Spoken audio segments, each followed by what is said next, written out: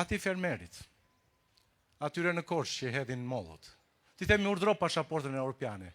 Ai do thot, këtë pasaportën europiane, thot. A gjej do tregun me të?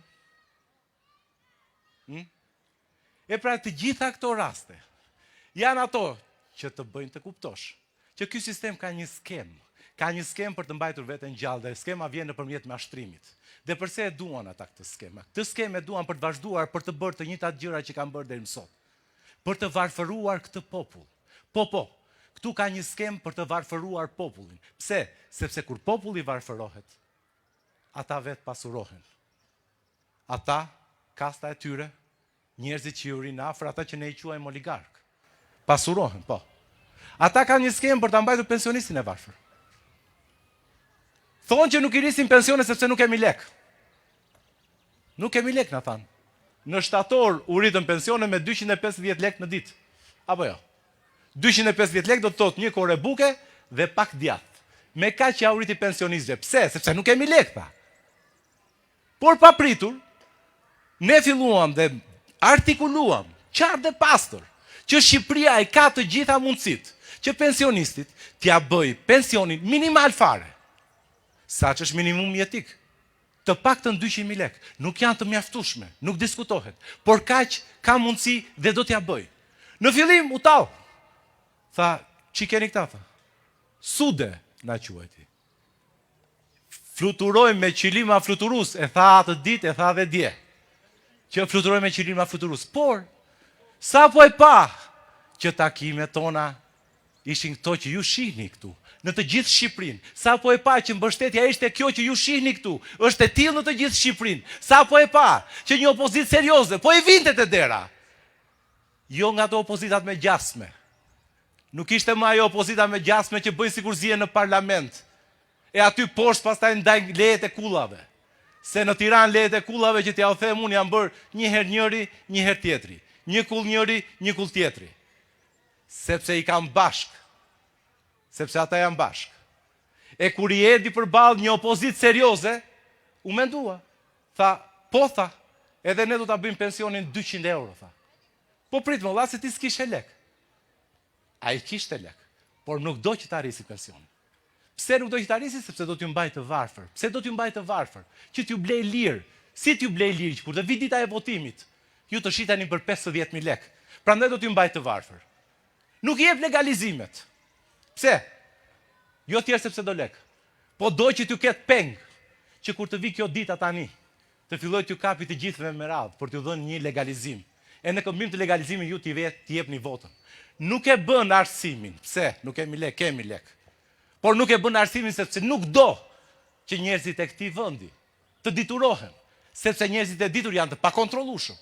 Mbaj të varfër, mbaj ignorant dhe i kontrollon kollaj dhe i blen lirë. Kjo është motoja që ka sistemi. Dhe për këtë ata përpiqen në të vetmen formë që kanë mundësi, duke ushtruar të gjithë presionin e tyre, që ekonomikisht ky vend të mos zhvillohet asnjëherë, që nga pikpamja e edukimit ky vend të mos zhvillohet asnjëherë, dhe nga pikpamja e popullsisë ky vend të vijë e të zbrazet sa më shumë. Dhe ky është një plan. Ky është një plan të cilit ne po i dalim përballë. Po i dalim përballë. Si? Duke filluar shembjen e sistemit. Duke filluar shembjen e sistemit që nga hapja e listave. Luftuam për të hapur listat. Po, me vite me radhë kemi luftuar për të hapur listat. Pse? Sepse nuk duam që deputeti të varet nga kryetari i partisë. Duam që deputeti të varet nga populli, sepse kur deputeti varet nga kryetari i partisë, ai voton në parlament çfarë do kryetari i partisë.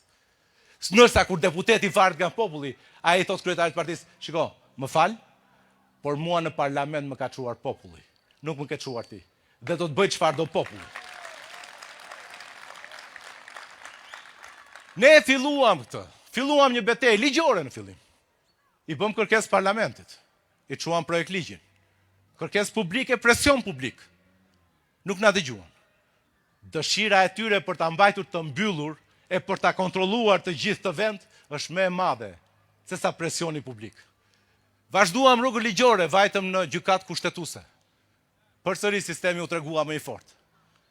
Dhe ne vendosëm, pasi e pam që nuk e çam dot ashtu, vendosëm që pavarësisht se çfarë thonë hienat e vjetra të politikës, ne do të garojmë me listat të hapura dhe ne garojmë në listat të hapur edhe këtu në Korçë, ku ju keni gjithë bijtë më të mirë të këtij qyteti e të këtij qarku, ku mund të votoni vetë personalisht pa pasur nevojë që Adriatiku, që është kryetari i koalicionit, t'i vëj ata në radhë. Dhe të thotë, ti do jesh i pari, ti do jesh i dyti. Jo, ju e ndani. Kush është i pari, kush është i dyti. Dhe kjo është çast sistemi. Dhe kësaj i ruhen ata. Pikërisht kësaj i ruhen ata. Pse çfarë vjen pas kësaj? Pas kësaj vjen demokracia. Pas kësaj, deputetët që do shkojnë në parlament, nuk mendojnë më për kryetarin. Nuk mendojnë më për koncesionin e radhës. Nuk mendojnë më për tenderin e radhës. Nuk mendojnë më se si ta mbajnë të varfër popullin. Që ta mbajnë aty të shtypur. Nuk mendojnë më për si ta mbajnë të mbyllur, ignorant këtë popull. Jo.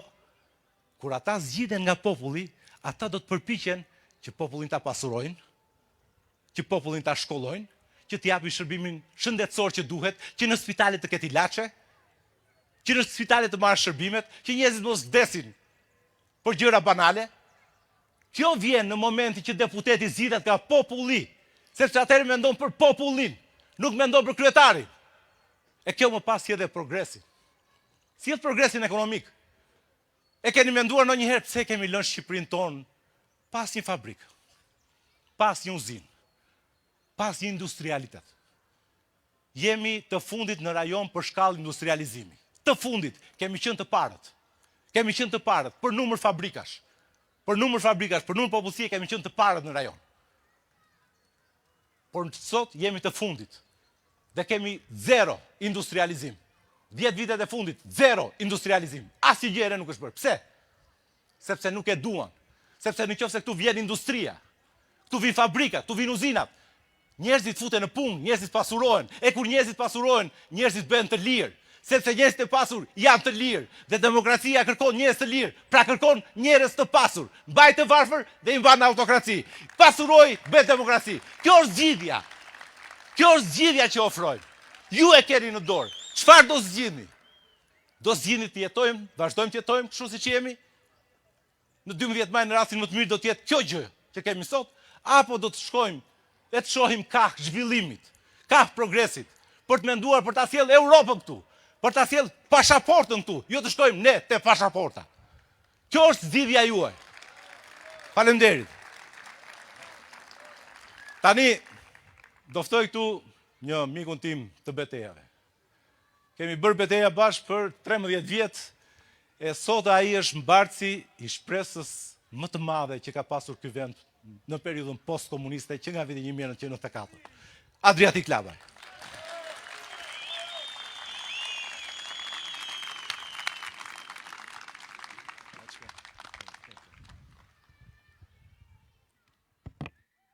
Një, dy. Okej, jemi. Faleminderit të gjithëve që jeni këtu sot në shesh. Ule pak volumin që mos të bezdisen njerëzit, pak. Ndjes. Një, dy. Okej. Ju falenderoj nga zemra, një duar trokitje për gjithë ju. Sigurisht që është e vështirë. Që ta shërosh një sëmundje duhet i bësh anamnezën e plot, duhet të dish nga buron, ku buron, si buron, përse buron. E për këtë arsye, për ta transformuar një shoqëri, duhet kuptosh si fillim ku e ka problemin, ku buron mikrobi, ku buron e keqja. Nëse ti merresh me pasojat, nuk ke zgjidhur gjë. Shoh unë që bëhet luftë për një inspektor, një punonjës të thjesht, një pastruse, nuk zgjidh gjë, nuk është burimi, është pasoja. Burimi është aty ku bëhen ligjet, aty ku merren vendimet. E nëse ne duam ta thajmë sistemin e skeqes, duhet ta luftojmë fort te burimi, te parlamenti. Dëgjoj shpesh që ka frikë. Kam frikë njerëzit, madje ka momente që mendoj që vetrëmen ose u shkthyer në një traumë psikologjike e trashëguar tashmë ndër vite. Frikë të flasin, frikë të thonë që s'kam ujë, frikë të thonë që s'marr dokumentat, frikë për të dalë, për të dëgjuar dikë që vjen për të thënë një mendim ndryshe. Madje një pjesë e tyre thonë, po unë jam mirë, se unë jam në punë bashkë me gruan. Gruaja në administrat, unë kam sektorin privat. jemi mirë, marrim 2 rroga, rrisim fëmijët, kam një biznes, kam një punishte, në fakt nuk janë mirë, gënjejnë veten. Këtu në Shqipëri asnjë nuk është mirë, gjithë gënjejnë veten. Ua them unë pse. Do t'rregohem pak i ashpër në atë që them, por duat më mirë kuptoni për shembullin që do jap. Larg qoftë, mendojeni, në mënyrë hipotetike, vendoseni veten. Sikur çoheni në mëngjes, shkoni te fëmia, larg qoftë, dhe e gjeni të sëmur, e merrni në krah, e çoni në spital, dhe fatkeqësisht merrni vesh që ai fëmijë është me leuqemi, të nis një kalvar i gjatë vuajtjesh, sepse kur shkon në spital në Tiranë kupton që nuk ka ilaçe, sepse të duhet të shpëtosh fëmijën tënd, dhe ndërkohë të duhet të gjesh një zgjidhje, por parat e asaj rrogës që merrje në shtet, apo atij biznesi të vogël që kujtoje se ishe rehat, nuk mjaftojnë. Fillon merr në telefon miq, shok të afërm, në Perëndim, në Itali, në Gjermani, në Francë, në Spanjë. Dhe u kërkon që të gjën një mundësi, u kërkon që të gjën një shans për të shpëtuar fëmijën. Dhe pas të vjen gjithmonë e njëjta përgjigje. Kushton 200.000 euro dhe 200.000 të tjera për të shkuar e për të ardhur. Dhe ty të duen plot 400.000 euro për të shpëtuar fëmijën tënd. Nuk je më ai që është në rehat në vendin e punës, po je një hallexhi që e ke marrë vesh që sistemi nuk funksionon. Ndaj secili nga ju, secili nga korçarët që na dëgjon përmes internetit apo shqiptarëve kudo në botë, duhet kuptoj, nuk mjafton ai vendi punës, nuk mjafton ai rroga në shtet, nuk mjafton asaj biznesi i vogël që do ta bësh pa të trazuar këta të tatimeve, sepse vjen dita që nevoja që të lips jeta është shumë më e madhe, sepse vjen dita që ti ke nevojë realisht për shtetin, ke nevojë për shoqërinë, sepse i vetëm nuk ja del dot, por atë ditë është vonë. Është vonë të kujtohesh ditën që të troket halli. Ndaj duhet e gjithë shoqëria të kujdeset që në përditshmëri, duke marrë pjesë në luftën kundër sistemit, duke u bashkuar kundër sistemit, duke u bashkuar kundër korrupsionit, kundër krimit, kundër atyre që kanë marrë peng, të nisë një transformim të madh të Republikës që të ndërtojmë institucione të forta, shtet të fortë, spitale me ilaçe, shkolla të mira dhe një shtet ku gjithçka merret si pasojë e taksave dhe tatimeve që ne paguajmë. Kjo miq, vëllezër, nuk është betejë për të bërë karrierë ca nga ne. Jo. Ju e dini, ndaj jeni në këtë shesh. Po të ishte një betejë për karrierë, do të ishim atje me ata, sepse është shumë më e lehtë. Do të shkonim atje dhe besoj njeri nuk ka dyshim që aftësinë, oratorin e kemi. Dhe do të ngjiteshim shumë shpejt me 2-3 lëpirje brenda sistemit. Madje duke shtypur ju, do të ngjiteshim akoma dhe më shpejt, sepse do të bëheshim pjesë e asaj që sot është në fuqi. Por ne nuk e zgjodhëm këtë. Nuk e zgjodhëm këtë sepse çdo komp e ka një moment reflektimi. Çdo komp i ka disa bi dhe bia që thonë, jo, do përballemi.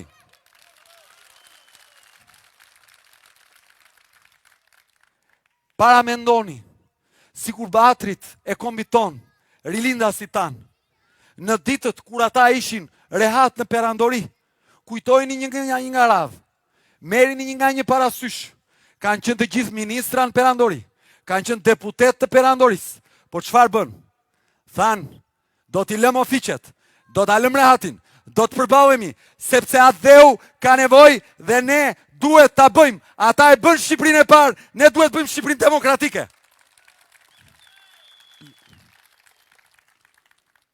Këtu ka qytetarë të ndershëm që merren me biznes, të vetë punësuar. Këtu ka fermer. Këtu ka blektor, përfaqësues nga të gjitha kategoritë, se kur u takova në fillim më thatë që ka edhe nga zonat e fshatrave. Ne kemi një program fantastik që e transformon Shqipërinë në themelin e saj.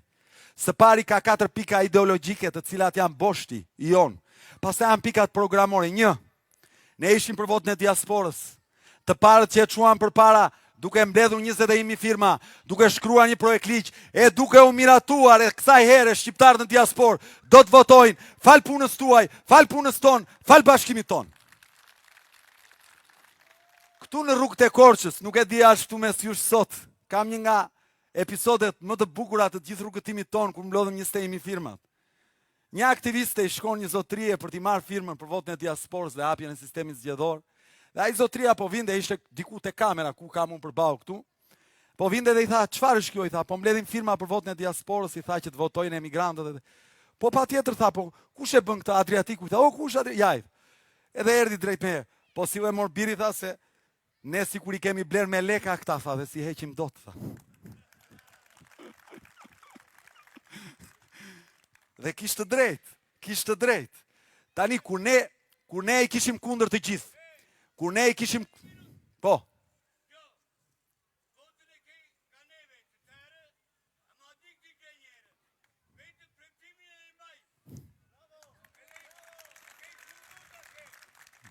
Respekte. Faleminderit. Tani, mendoni një çast. Do të votoj diaspora. Të gjithë na tha nuk bëhet. Nuk bëhet thoshin. S'keni deputet, s'keni vota, s'keni atë, s'keni këtë. Me vendosmëri e bëm. E dyta që kemi kërkuar është hapja e sistemit zgjedhor, që deputetët të mos u caktojnë më kryetarët, po t'i caktoni vetë ju, të zgjidhin mes atyre që garojnë. Së treti, ligji për referendumet, që nëse dikush çmendet në qeveri dhe do të bëj diçka e cila është e padrejtë, fjalën e fundit ta ketë populli. Populli thotë, jo, kjo është e padrejtë dhe ne nuk do ta votojmë. Nuk do ta votojmë. Dhe ne votojmë kundër. Dhe ne shfuqizojmë ligjin që ti miraton. Dhe ne shfuqizojmë vendimin e Këshillit Bashkiak të Korçës që ti ke miratuar. Dhe ne shfuqizojmë një vendim të Këshillit të Ministrave që vendos një gjë të padrejtë për popullsinë e një rajoni të caktuar të Shqipërisë. Kjo është ajo që duam të bëjmë. Dhe e katërta, depolitizimi i administratës zgjedhore. E keni vënë ju si zihen me njëri tjetrin, nuk i pranojnë zgjedhjet, gjithmonë ai që humb thot ai që fitoi vodhi, sepse komisionet janë politike, sepse ne shkojmë në një garë ku votat i numërojnë ata.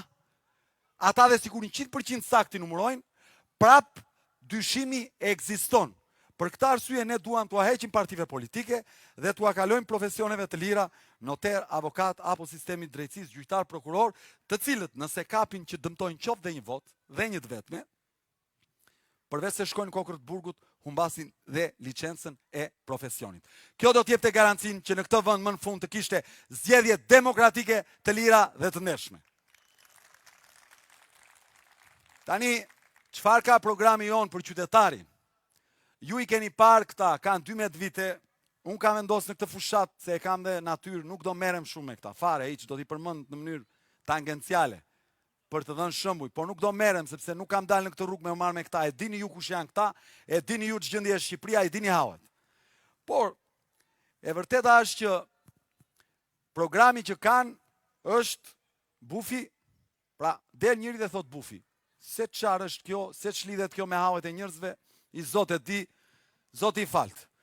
Doli një herë tha tepsia, se ç'lidhje kishte tepsia me hallet tuaja, koha e tregoi që nga tepsi u bë kazan, e nga kazan u bë betoniere e madhe ku trazohet gjithë ligësia e Shqipërisë.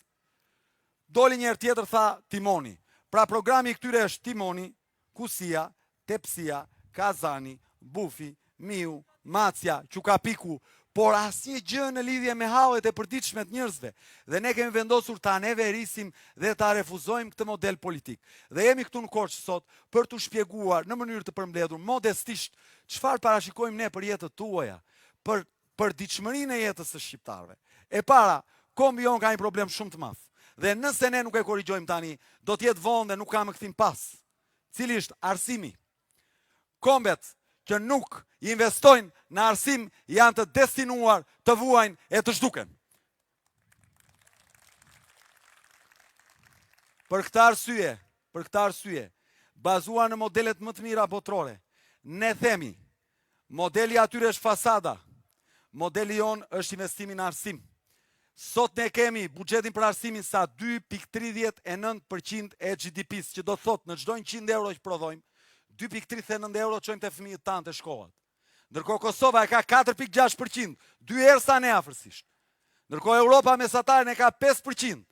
Çfarë angazhohemi ne?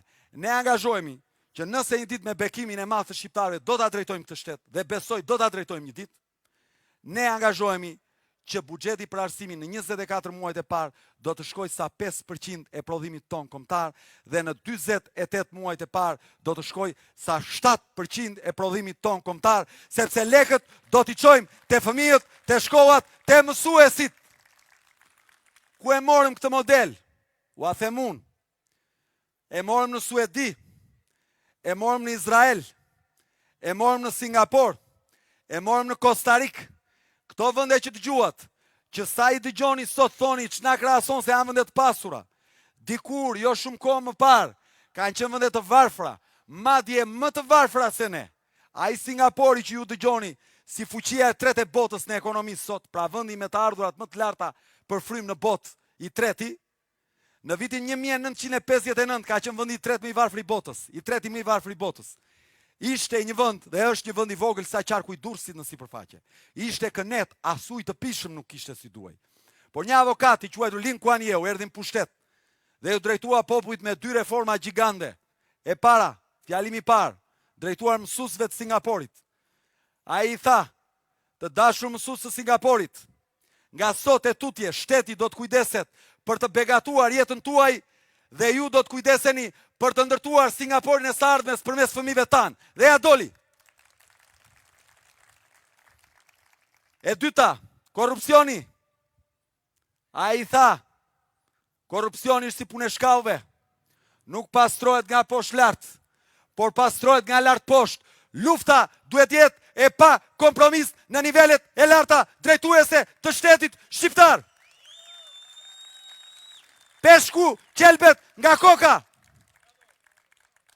Dhe këtë do të bëjmë. Buxhetin për arsimin. Pse? E keni vënë re ju që në orën 1 mbaron mësimi dhe gjyshrit rrinë aty te shkollat për të marrë fëmijët. Se çfarë bëjnë shkretët? Shi, diell, bor, ftohtë, ngris, çfarë doni ju? Gjyshrit aty. Presin fëmijët. Ose një nga prindrit ri pa punë. O babaj, o nëna detyrohet të marrë fëmijët, ku ti lër kur s'ka gjysh? Çfarë themi ne? Ne themi me këto para që nuk janë pak 5 deri në 7%, sa themi, si fillim fëmia do ta nisë shkollën në orën 8 në mëngjes dhe deri në orën 1 është me detyrim. Në orën 1 shkolla mbaron. Prindrit që kanë mundësi për t'i marrë në shtëpi dhe t'u bëjnë kurse private, të kenë dado le t'i marrin. Ata që s'kan mundësi do t'i lënë në shkollë. Si? Nga ora 1 deri në orën 2 do të jetë pushimi drekës ku fëmijët do të hanë në shkollë. Sipas një diete të miratuar nga Ministria e Shëndetësisë së Republikës së Shqipërisë. Koha e picave, e patatinave, e moltove, e byreqeve që hanë pisuoqe fëmijët e kësaj republike do të marrë fund. Në orën 2, pasi kanë pushuar dhe ngrënë, fëmijët do të hynë në klasat e after schoolit që quhet, pas shkollorit. Aty me mësuesin kujdestar do të bëjnë detyrat dhe në orën 5 do të jenë gati që prindrit pasi mbarojnë punë të shkojnë dhe t'i marrin te shkolla. Pse është e rëndësishme kjo? Sepse ka fëmijë shumë të aftë që nuk e ka prindin e aftë në matematik. Ka fëmijë shumë të aftë që nuk e ka prindin e aftë në anglisht. Për këtë arsye, kur ti e çon ke shtëpia, e para kush do ta mbaj, e dyta i duhet prindërve të paguajnë kurse po s'kan lek, e treta jo të gjithë prindrit kanë mundësi njësoj të mësojnë fëmijët. Ndaj ne do ta transformojmë arsimin shqiptar një herë e përgjithmonë, sepse paratë e këtij vendi duhet të shkojnë te fëmijët e këtij vendi, sepse fëmijët e këtij vendi janë ata që duhet ta ndërtojnë të ardhmen në këtë vend e jo të kthehen në brezin e ri të emigrantëve që ikin nga Shqipëria. E dyta, punësimi. Tani duam s'duam ne, kjo jetë është e lidhur me paran. Ky është fakt. Çohesh në mëngjes del nga shtëpia të duhen lek për taksina, për makinën që të ecësh. Shkon të qethesh të duhen para, shkon në spital të duhen para, shkon të drekosh të duhen para, dërgon fëmijën në shkollë të duhen para. Çdo gjë që duhet të bësh nga lindja dhe deri te vdekja kërkon para. Apo jo? Për këtë arsye, na duhet të ndërtojmë një skemë ekonomike që të rinjve që sot që kanë të shumt këtu, t'u jap mundësinë që ta mendojnë të ardhmen këtu. Ka një postulat të pa negociueshëm. Nuk mund të ketë shtet të pasur me popull të varfër. Ndaj ne duam të ndërtojmë një popull të pasur, sepse po pasuruam shqiptarët, kemi pasuruar Shqipërinë. Cili është programi? Shumë i thjeshtë. E keni dëgjuar këtë divën që ka filluar, kush bën 2 punë, 3 punë, 4 punë, kush ka 2-3 të ardhura, taksohet disa herë. Këtë do ta heqim. Në Republikën e Shqipërisë do të ketë vetëm një sistem unik taksimi. Ajo do të jetë tatimi mbi fitimin i shesht 10%. Sot është me shkallë, shkon në deri 23%. Kush punon më shumë, paguan më shumë. Do ta heqim. Fitove 3 milion lek në muaj, do paguash 10% shtetit. Fitove 30 milion lek në muaj, do paguash 10% shtetit. Fitove 300 milion lek se je shumë i zotit, do i paguash 10% shtetit. Kjo do të na bëjë që njerëzit të mos synojnë, të fshejnë parat e tyre, ti deklarojnë rrogat, ti deklarojnë fitimet dhe Republika të fillojë të lulëzoj, sepse sistemi bankar do të ketë para dhe në sistemin likuid ekonomik të shtetit do të ketë mundësi që të financohet në mënyrë të vazhdueshme. E dyta, bizneset e vogla, ata që kanë bizneset vogla, një pastiqeri, një restoran, një bar kafe, një punishte, ka një firmë të vogël me hidraulike, elektrike, po AKG, tuagji, nuk e di çdo gjë. Me xhiro vjetore të deklaruar deri në 200 milion lek. Ne tatimin mbi fitimin do ta bëjmë 0. Përse do ta bëjmë 0? Dhe dikush do thot, po ku do t'i gjeni lekët për këto shkollat, spitalet, rrugët? Është e provuar në botë që kur ti ul barrën fiskale, njerëzit futen në skem, deklarohen. Dhe ne duam që ai njeriu i thjesht, që do të vetë punsohet, të mos na vijë aty te dera e shtetit për të kërkuar ndihmë ekonomike, për të kërkuar pension, për të kërkuar atë apo këtë, për të kërkuar që shteti ta punsojë. Jo, ne duam t'i themi çdo njeriu që do të vetë punsohet, vrapo. Bëj xhiro 200 milion lek, nga këto 200 milion lek, 65 dhe në 75 janë fitim. Meri këto 75 milion lek dhe jeto si zotri në Republikën tënde. Bli një shtëpi më të mirë, po e ke arredoje. Bli një makinë më të mirë. Merr një siguracion jete apo shëndeti më të mirë. Ha më mirë, vi shumë më mirë, shkolloj fëmijën më mirë. Të gjitha këto do të rrisin konsumin. Do të fillojnë të krijojnë shtresën e mesme në Republikën e Shqipërisë. Dhe ne do të kemi mundësi që si pasojë e rritjes konsumit të shkojmë dhe ta marrim tatimin aty ku duhet, te biznesi i madh i cili jep më shumë shitje, e nga shitjet më shumë ta fiton më shumë, e duke fituar më shumë dhe Republika arkëton më shumë. Duam të krijojmë shtresën e mesme në Republikën e Shqipërisë. Duam t'u pasurojmë ju. Po u pasuruat ju, pasurohet Republika. Tatimorët, këta që trëmbin njerëzit lart e poshtë, që u shkaktojnë njerëzve makth, kanë frikë se më vinë tatimet më jo. Për të gjitha bizneset me xhiro deri në 200 milion lek në vit, me ligj do të ndalohen tatimorët të shkojnë dhe të trokasin te biznesi. Nëse një tatimor shkonte një biznes me xhiro deri në 200 milion lek në vit të deklaruar, ai ka konsumuar vepër penale, që do të thotë dënohet sipas ligjit. Sepse ne duam t'i heqim taksidarët, ata që vinë dhe fusin dorën në xhepin e qytetarëve, dhe duam t'i lëm qytetarët të jetojnë në një republikë ku të bësh biznes, mbështetesh fuqimisht nga shteti, sepse je njeri me zemër dhe shpirt të lirë.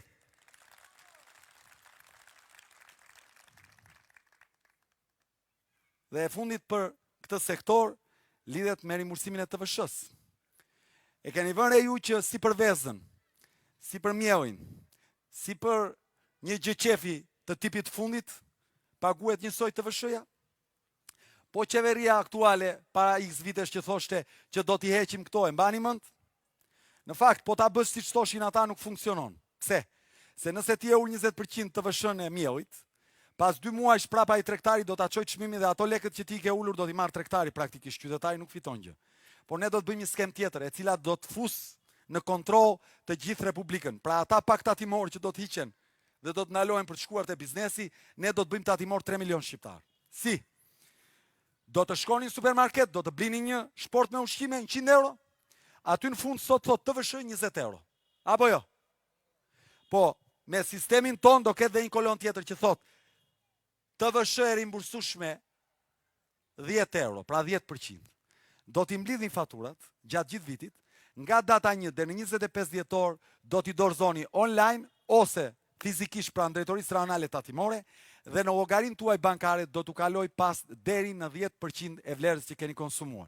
Nëse gjatë vitit keni konsumuar 10 milion lek blerje të nevojshme për ushqime, veshje, me radhë, do t'u kthehet pas dhe në 10% që do të thotë do të merrni pas 1 milion lek. Kjo do të bëj që secili nga ju kur do blen, çfarë do blen, të marr faturën. Kjo do të jetë ndarë në fasha për bukën, vezën, qumshin, mjellin, orizin, fasulen që janë ushqime dhe shportës, rreth 100 produkte. Kjo do të jetë e plot 10% e rimbursueshme. Për gjërat e tjera do të jetë e shkallëzuar, që do të thotë për lavatriçën 6%, për sobën 8%, e me radhë sipas rëndësisë dhe llojit të vlerës që ka në treg dhe për jetën e përditshme të qytetarëve. Në lidhje me bujqësinë, blegtorin, peshkimin dhe bletarin, sepse ju jeni zonë me bujqësi të zhvilluar. Ne kemi programin më të mirë që ka pas Shqipëria në 34 vite tranzicion. E kemi shumë të thjesht. I keni dëgjuar këto skema aty, subvencionon naftën, subvencionon plasmasin, jo po që të marrë subvencion në bujqësit në Vresh duhet kesh 2 hektar, po pasi i ke 2 hektar të mbjehura duhet kesh dhe certifikatën e pronës, po ku shkon për të marrë certifikatën e pronës, nuk ta jep ai se kërkon rishfet, dhe në fund fare parat e subvencioneve vënë në 5 duar te ata që kanë miqësi me partinë pushtet, pavarësisht si e ka emrin. Ishte një skem që bën këta për naftën në peshkim. U mendua që të ulej çmimi i naftës për peshkatarët. Çfarë ndodhi? E merrnin këta oligarkët e peshkimit me 500 lek naftën, dhe në vend të dilnin në det që të kapnin peshk, filluan naftën e merrin me 500, e shisin me 800, u kthyen tregtar nafte. Nuk dilnin më në det, nuk kapnin më peshk, çmimi në vend të rritej, të ulej peshku të rrit. Ne këto duam t'i shbëjmë. Ne këto duam t'i shbëjmë. Si do t'i shbëjmë? Fermerët, blektorët, bletritësit dhe peshkatarët do të kenë vetëm 2 detyrime procedurale, jo ekonomike. 1. Të hapi një llogari të fermerit, blektorit, bletritësit apo peshkatarit, të posaçme në një bank niveli 2 që do të përdoret vetëm nga shteti për të bërë pagesat, dhe e dyta të regjistrojnë, të vetë deklarojnë si fermer, kanë apo s'kan tokë, mund ta ketë me qira, mund ta ketë me certifikat pronësie, mund ta ketë me çfarë doj, s'ka problem. Rëndësi ka të vetë deklarohet. Dhe ne do të krijojmë mundësinë të subvencionohen për kilogram. Provove 1000 kilogram domate, i qove dhe pika e grumuimit, i shite me fatur, me vlerë zero fiskale, pra nuk do të kesh detyrime si fermer. E deklaroj hyrjen ai shumicës, po automatikisht sistemit kalojnë vlerën e rimbursimit që do të jetë deri në 50% e kostës së prodhimit. Pra ne do të marrim dhe do të formalizojmë sektorin e bujqësisë, blegtorisë, peshkimit dhe bletarisë, dhe me parat që shteti fiton nga formalizimi, do t'i kthejmë fermerit pas dhe në 50% të vlerës së kostove. Kjo do të na krijojë mundësinë që rinia jon të lulëzoj dhe të punojë në fshatrat e Shqipërisë. Ky program parashikon që si fillim të sjellë në fshatrat shqiptar nga 26 milion euro që kanë qenë subvencione deri sot që i kanë marrë shokët e partisë, në 300 milion euro si fillim, të cilat do të ndahen në çdo familje që punon me dinjitet në Republikën e Shqipërisë, në fshatrat e Shqipërisë. Dhe këto 300 milion euro, në fillim që vitin e parë, në vitin e 4, për shkak të ëmbëlsimit që do t'i vi fermerit, blektorit, bujkut e meradh, dhe do të shtoj prodhimin, po ai që shiste me fatur do të shkoj se do shoj këtë shokun që merrte para. Nga rimbursimi, ne parashikojmë që vlera në fund 4 viteve të shkojnë në 500 milion euro. Paramendoni 500 miliard lek të cilat i shkojnë fshatit shqiptar. Dhe unë angazhojmë këtu para jush. Nëse një ditë, unë Adriatik Lapaj, bashkë me Pano Sokon, si nga ekonomistët më të mirë që kemi në vend, do të drejtojmë Republikën e Shqipërisë në këtë drejtim, do të bëjmë çka themi dhe unë angazhohem. Do të sjellim në fshatrat e mbar Republikës për blektorët, për bujqit, për bletritësit dhe për peshkatarët e Shqipërisë që i kanë duart me kao dhe bauin me rrua nga dielli, të paktën 300 milion euro në fillim dhe 500 milion në fund 4 viteve. Do t'ja heqim oligarkisë, do t'ja sjellim popullit të thjeshtë. Ky është angazhim solemn. Do ta bëjmë që të shkeme të le të thonë gjithë ditën nuk bëhet. Do të bëhet.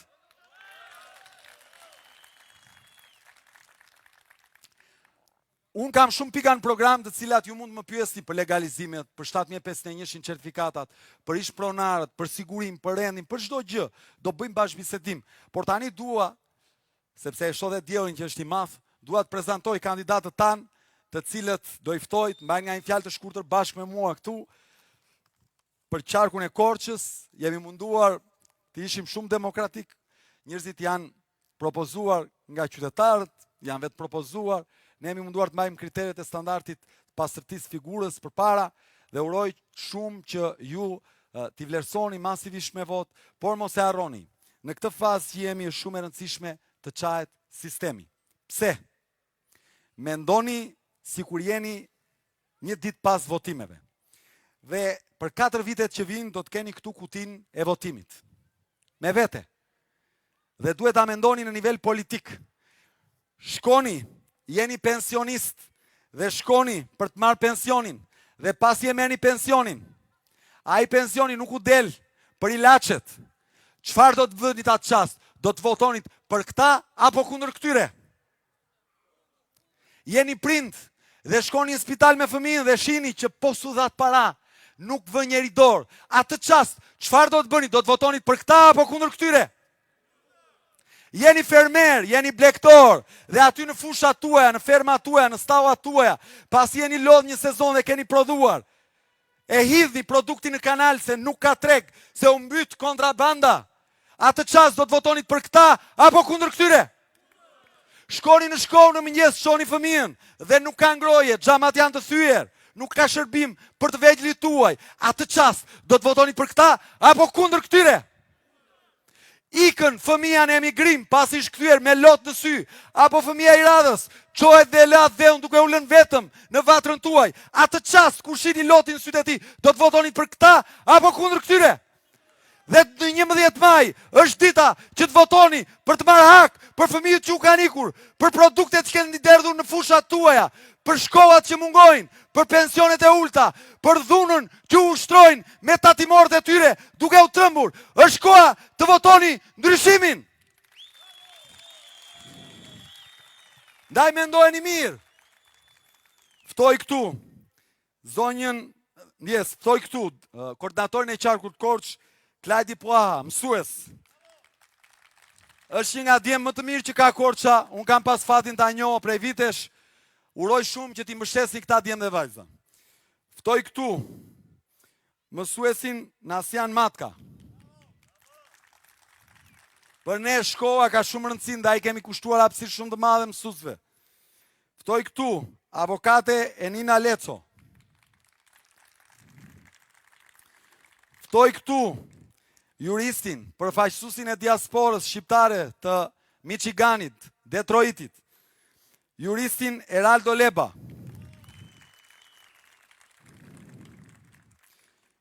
Ftoj këtu dizenjatorin Alket Kazerma. Ftoj këtu përfaqësuesen e diasporës së Italisë për Korçën, e cila po kandidon në këto zgjedhje. Menaxheren, një vajzë fantastike që na ka bërë organizimet jashtëzakonshme në diasporë, Kesiana Iberhasaj. Ftoj sipërmarrësen, antaren e ekipit ton qendror në Tiranë, sipërmarrësen Lindita Begoi. Të gjithë do të thonë nga një fjalë sipas radhës dhe pastaj nisim bashkë bisedimin ku unë jam i hapur për pyetje e përgjigje nga të gjithë ju. Faleminderit shumë të gjithëve. Me radhë. Faleminderit për prezantimin. Shumë këtu më njohin si mësues, po mbase pak e dim në arsyeën se pse zgjodha të jem mësues. Kryetar që u rregullon mikrofonin. Faleminderit.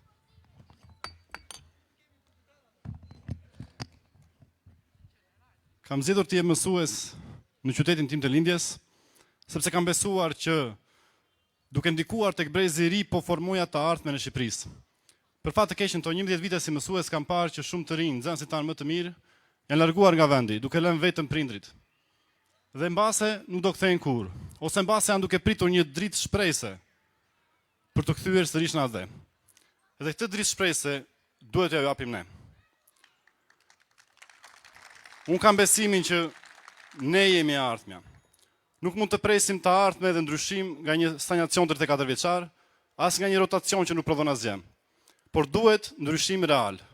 Unë jam kthyer nga migracioni 13 vite më parë me një ëndër për të parë Universitetin e Korçës të mbushur plot nga studentët që shkollohen, që formohen dhe që vazhdojnë kontribuonin në qytet. Për të parë fushën e Korçës dhe Devollit me buqit tanë punëtorë që punojnë dhe me prodhimet e tyre mbushin tavolinat e vendit dhe eksportojnë dhe jashtë. Për të parë Pustecin dhe Pogradecin, plot me turistë gjatë vitit. Dhe që Maliqi dhe kolonja që kanë nxjerrë atë të mëdhenj të mos ngelet bosh, të mos ngelen cepë Shqipërisë, po të gëlohen nga njerëzit. Këtë ëndër po e ndaj me gjithë ekipin dhe prandaj jemi bashkuar sa nisme, sepse besoj se ne do jemi e ardhmja. Këtu shoh shumë miq dhe shok, po syt më vjen tek dy fëmijët e mi që po luajnë atje, pa e kuptuar ç'po ndodh. Dhe unë të ardhmen e tyre nuk mund ta lej në dorë të këtyre katrigarëve, tradhtarëve, të paaftëve, të korruptuar. Ne do t'ju sigurojmë atyre një të ardhme.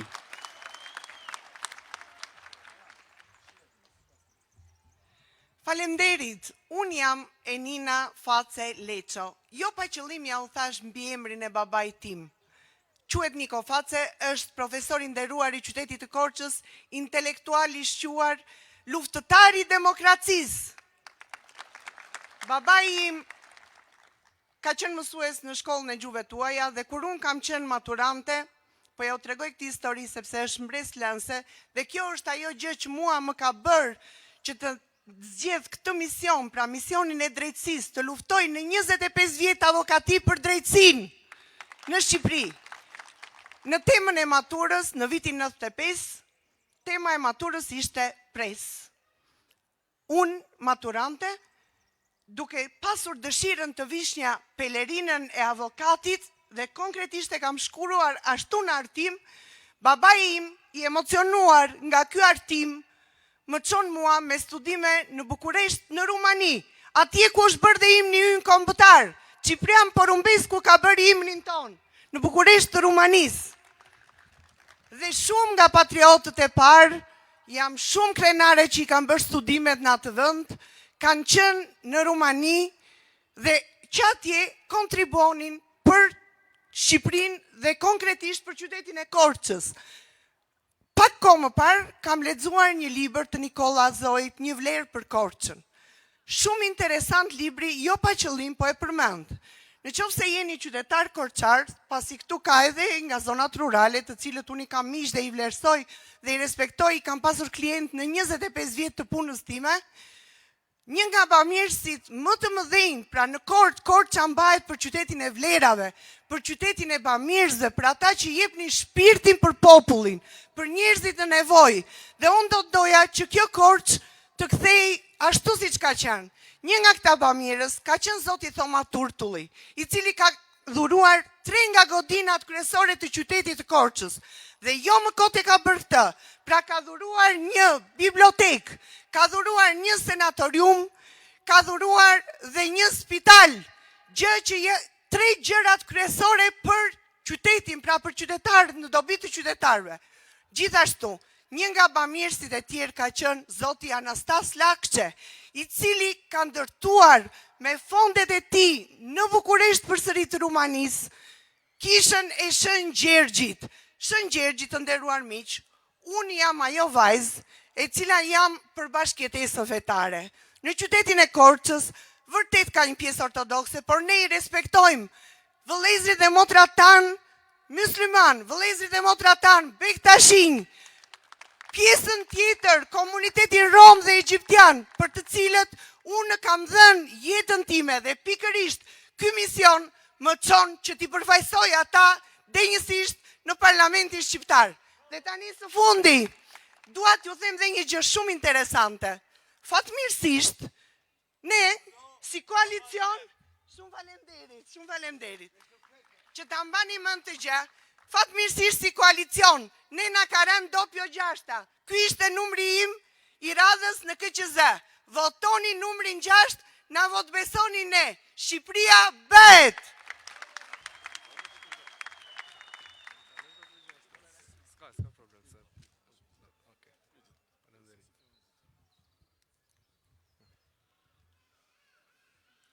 Përshëndetje të gjithëve dhe faleminderit që jeni bërë sot pjesë e këtij bashkëbisedimi.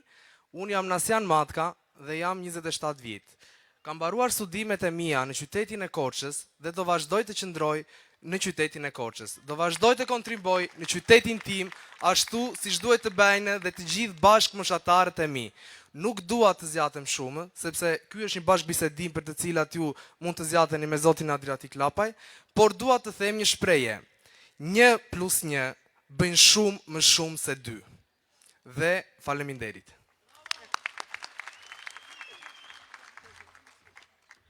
Përshëndetje miq, përshëndetje Korça, zemra ime. Unë quhem Eraldo Leba, vi nga Amerika. Kam marrë këtë rrugë sepse mendoj që ka erdhur koha që ne këtë vend ta marrim në dorë. Duke erdhur për vit, asgjë nuk ndryshon. Gjithmonë e njëjta. Vjen akoma më keq bëhet. Na vjen keq për ju, për fëmijët, për gjyshrit, për të gjithë ju që keni luftuar kaq kohë me këtë të keqe, duke u përballur çdo ditë, çdo sekond. Dhe pra miq, ne jemi këtu sot, na mbështetni, këta i kini, ne jemi ardhmja, jemi këtu për ju lutem na mbështetni. Faleminderit.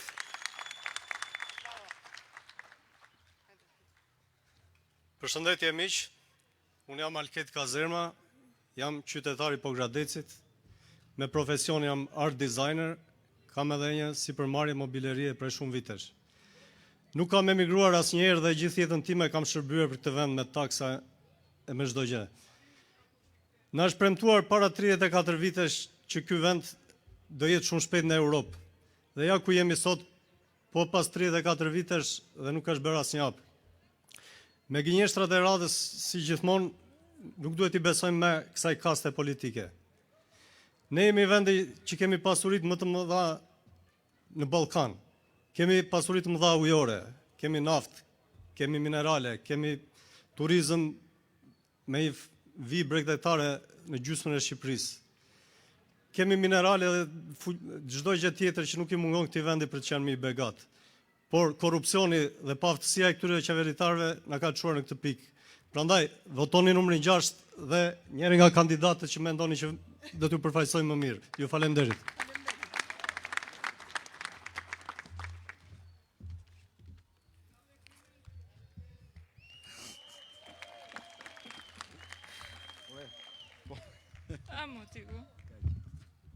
Hajde Kesi. Të dashur qytetar të Korçës, unë jam Kesiana Iberasaj, një bi e këtij qyteti. Në vitin 2006, kur isha vetëm 8 vjeç, u diagnostikova me leuqemi. Shqipëria nuk mund të më shpëtonte, nuk ishte ilaç, nuk ishte mjekim, nuk ishte shpresë. Dhe kur një vend nuk të ofron shpresë, të detyrën të largohesh. Familja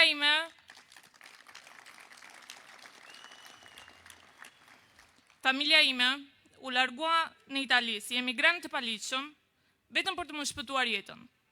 Sot jam e diplomuar në ekonomi biznesi dhe drejtoj një rjet pasticqërish.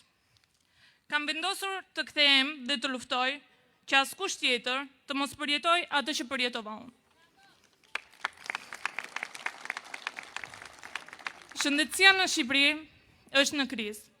Spitalet nuk funksionojnë, mjekët largohen, ilaçet mungojnë, qytetarët sakrifikojnë gjithçka që kanë që të bëjnë dhe të kenë shërbim jashtë vendit. Kjo duhet të ndalohet.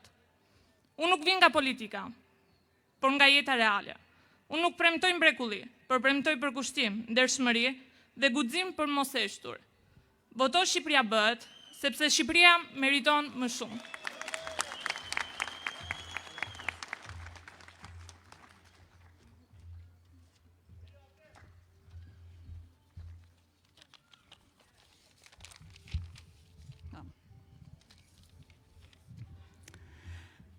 Përshëndetje të dashur bashkëqytetarë të Korçës.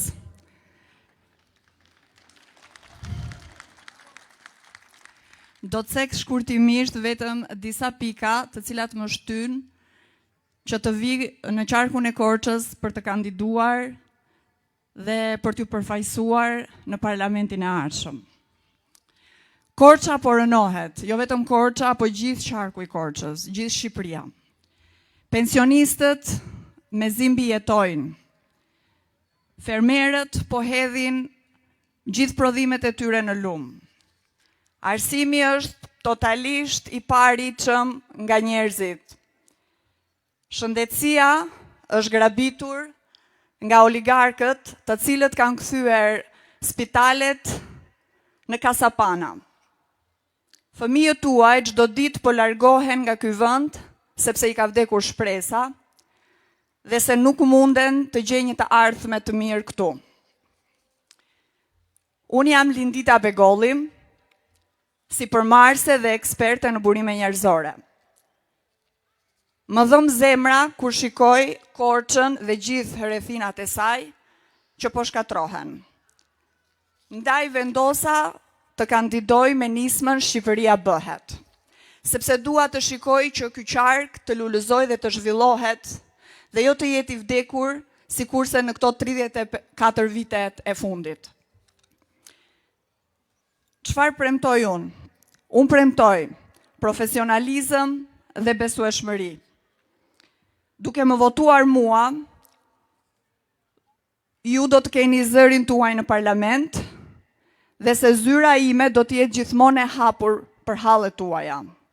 Votoni numrin 6 për një të ardhme më të mirë dhe për një përfaqësim dinjitoz, sepse Korça, Pogradeci, Kolonja e Devolli janë mbi partinë dhe meritojnë më të mirën. Ju faleminderit.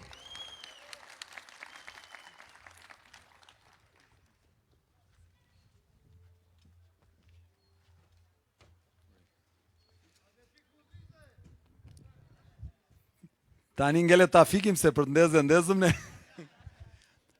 Tani jemi te pjesa e bashkëbisedimit.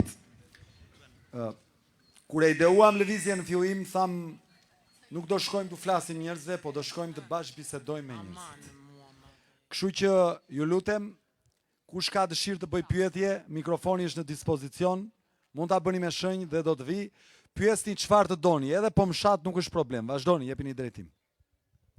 Kush e do fjalën? Ja, është ai djali atje. Sajmira, është djali atje, çon këmbë që të shojt, lutem.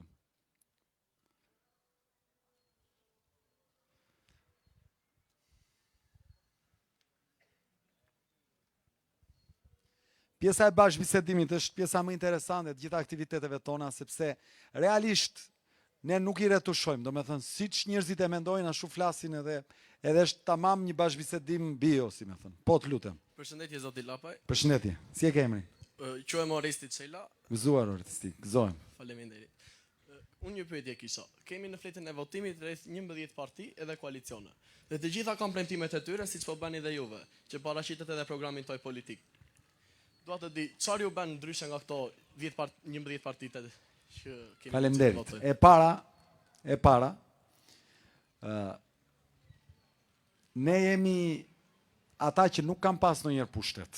Pra, mes atyre që e kanë qeverisë Shqipërinë 12 vitet e fundit, apo atyre që e kanë qeverisë 13 vite para këtyre 12 vite, dhe nesh, ata ju e dini rezultatin e tyre, e keni të qartë. Ndërkohë ne kemi një vizion të ri, pra nuk jemi të provuar. E para, e dyta. Ne vi me program. Keni 12 vitet e fundit që në politikë dëgjoni, si që a thash, Tepsia, Kazani, Timoni, Kusia, Tenxheria, Bufi, Kukumjaçka, Macja, Miu, po nuk keni dëgjuar të flitet për këto gjërat që fola unë sot dhe që ju mund të pyesni në çdo fushë. Ne kemi një program të qartë që mund ta gjeni te www.shqipëriabëhet.al online. Pasi ne nxorëm programin, të gjithë vrapuan ditë e natë ato 3-4 ditët e fundit që u ngelej para fushatës, që të shkruanin diçka, merr copy paste ande e hedh këtej sepse u vun përballë përgjegjësisë që s'kishin një program. Dhe ne kemi meritën që së pari u angazhuan për parimet. Unë kam thënë dhe i kam sfiduar të rriqem 15 vite nga jeta publike dhe politike e vendit, nëse ju vini dhe i miratojmë të 4 reformat e mëdha për demokratizimin e Shqipërisë. Tani kish 34 vite që luftoj për votën e diasporës. Jemi ne ata të cilët këmbgulëm dhe e bëm realitet këtë gjë, po apo jo? Tani, për kaq sa kishim në dorë, a bëm atë që tham? A jemi ne ata që luftuan për hapjen e listave dhe pasi shkruan projekt ligjin, u dërguam 140 deputetëve? Pasi ata se morën parasysh, mlodhëm 21 firma dhe ja çuam në kuvend. Pasi sërish si morën parasysh dhe e rrëzuan e çuam në gjykatë kushtetuese ku unë i përfaqësova bashkë me Elton Laskën, sekretarin tonë të përgjithshëm avokatin, drejtuesi i dhomës avokatisë Lezhë. Prap gjykata kushtetuese e rrëzoi. Prap ne tham nuk do dorëzohemi, do ta hapim sistemin dhe e morëm listat e mbyllura të këtyre dhe i dogjëm dhe vetë po garojmë me listat të hapura. A është Adriatik Lapaj në listë të mbyllur apo në listë të hapur në garë? A është Pano Soko në listë të mbyllur apo në listë të hapur në garë? Po nuk dinim ne ta vinim veten rehat të parë në Tiranë apo në Durrës apo në Fiere me radhë apo në Korçë dhe të ishim rehat? Po çfarë bëm? Mbajtëm fjalën. Dhe ne kemi treguar në këto 2 vite që atë që themi e bëjmë. Është kështu apo jo? Kaq, faleminderit. Dhe një gjë, kemi thënë do ta çojmë vendin në zgjedhjet parakoshme nëse qeverisja do varet nga ne. Dhe këtu do të jeni. Do ta çojmë vendin në zgjedhjet parakoshme ne për t'i dhënë më në fund Shqipërisë zgjedhje të lira dhe të ndershme.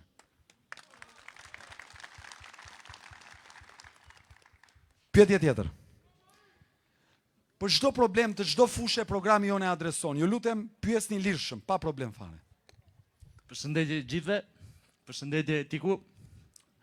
Unë kam një pyetje që e li drejt për drejt Korçën. Faleminderit. Sipas statit, Korça është qarku me emigracion më të lartë. Ka 5 vitet e fundit. Hajni me fjerin. Po. Ka 5 vitet e fundit që vdekjet janë më lartë se lindjet. Vetëm për 2024, 775 vdekje më lartë se lindjet. Është e vërtet. Tash këta premtojnë, se këtë e erdhe edhe në formë të imbatute, këta premtojnë pasaportën. Kur një miku i më tha, po këta kam 15 vjeç, po bëjnë dot 42 kilometra. 42 kilometra nuk po bëjnë dot, 15 vjeç. Dhe prandaj dua të di çfarë keni ju si shtyllë për familjen. Faleminderit, shumë faleminderit. Pyetje e shkëlqyer.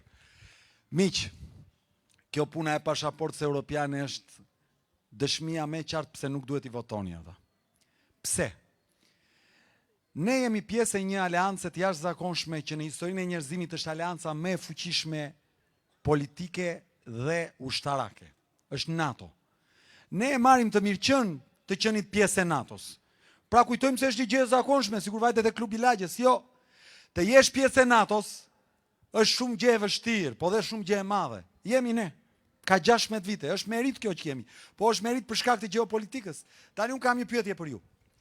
Po të që antarësimi në një organizat të caktuar, garancia që një vend ndryshon, ne pas 16 viteve në NATO do të kishim sot një ushtri super moderne, apo jo? Tani ne kemi 16 vite në aleancën më të madhe ushtarake të historisë njerëzimit dhe kemi një ushtri e cila është më keq se para 16 viteve, është kështu apo jo? Tani, s'kemi pra. Tani, me gjithë respektin që kam unë për uniformën, se jam një familje ushtarake shtetej. Po, kjo është shembull, ky është shembull që tregon që antarësimi në një organizat nuk është garanci që ti kap standardet e organizatës. Pra, po të qese që garanci, antarësimi jo në NATO, do na kish bërë ne që sot kishim një ushtri moderne, 16 vite. Pra, antarësimi në Bashkimin Evropian nuk do të thotë asnjë, sepse ti mund të antarësohesh në një moment për shkak të gjeopolitikës. Por kjo nuk do të thotë që ka ardhur i ke shtëpia. Kjo nuk do të thotë që është rritur lindshmëria. Kjo nuk do të thotë që ka ilaçe në spitale.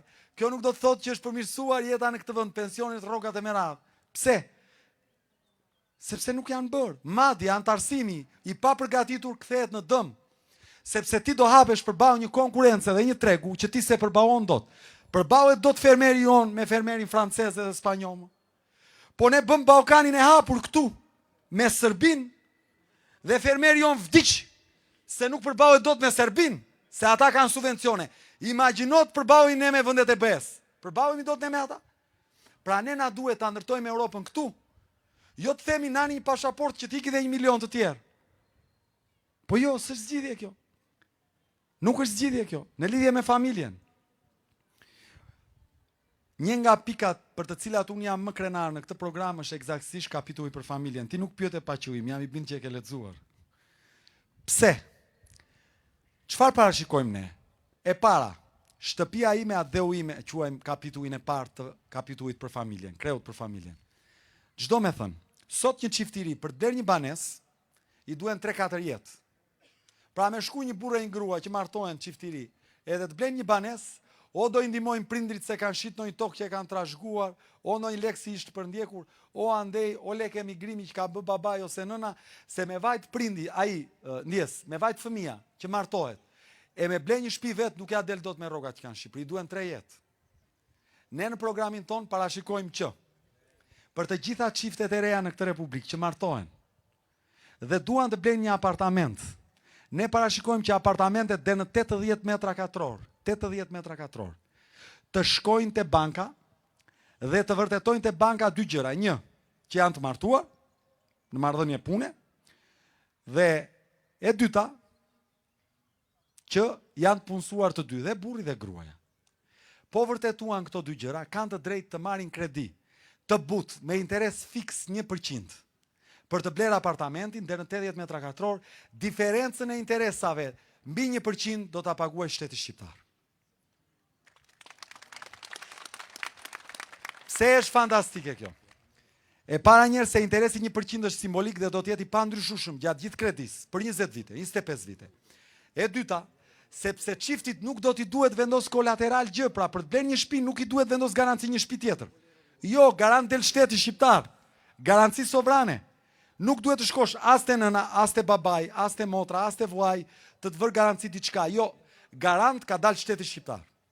Shteti shqiptar do të regjistrohet në certifikatën e pronësisë me çiftin bashkëpronar deri ditën që shtëpia shlyhet. Në ditën që shtëpia shlyhet, automatikisht i kalon 100% çiftit dhe shteti tërhiqet nga pjesa e vet. E dyta, pse e bëjmë këtë për çiftet? Sepse në vitin 92 kemi pas 32 dhe në 33.000 varësi të vitit çifte të reja në Shqipëri. Sot kemi 17.000 dhe parashikohet që në 7 vitet që vijnë të bjem në 12.000. Po zhbëhemi. Për këtë arsye na duhet ta mbajmë rinin këtu. E dyta, për çdo fëmijë në këtë republikë që lind, nga dita e parë e jetës së tij dhe deri në moshën 18 vjeç, shteti shqiptar, nëse do ta drejtojmë ne, pano do t'i gjej lekët ku të doj, do t'i paguajmë 30 euro në muaj për 4 vitet e para, në fund 4 viteve synojmë ta bëjmë në 50 euro në muaj, sepse ata janë fëmijët e Republikës dhe pikë. Dikush do thot ku do t'i gjeni lekët? Kur Kosova e bën, Shqipëria e bën që ç'ke me të. Pika e tretë, për familjen. Ndoshta ju nuk e dini, u a them unë sepse e kam të vërtetuar me studime mjekësore. Miq, 1 në 3 çifte nuk bën dot fëmijë sot në Shqipëri. 1 në 3 çifte. Nuk e thonë se kanë turp. Nuk e thonë se kanë siklet. Por fakti është që 1 në 3 çifte ka probleme me lindshmëri. Çfarë bëjnë? Detyrohen të marrin borxhe, se s'kan. Shkojnë e bëjnë procedurat e fertilitetit, kushtojnë nga 4-5.000 euro. Po jo gjithmonë qëllon që t'jetë e suksesshme që herën e parë. Ka raste që dështon 1 herë, dështon 2 herë, 3 herë me radhë. Ky është takati i familjes shqiptare. Për këtë arsye ne do të bëjmë një gjë që për të cilën jemi shumë krenar sot që e kemi në program. Pra në qendrës kombëtare universitare, Spitalit Universitar Nën Tereza, në bashkëpunim me Spitalin e Nënës Mbretëresh Gjerardin, do të krijojmë qendrën kombëtare të fertilitetit, që do të thotë të gjitha çiftet e reja shqiptare që kanë probleme me lindshmërinë, pavarësisht nëse jetojnë në Shqipëri apo në diasporë, do të kenë mundësi të shkojnë dhe të kryejnë procedurat për të trashëguar racën tonë falas. Sepse për ne, riprodhimi i popullit ton është çështje e rëndësisë kombëtare.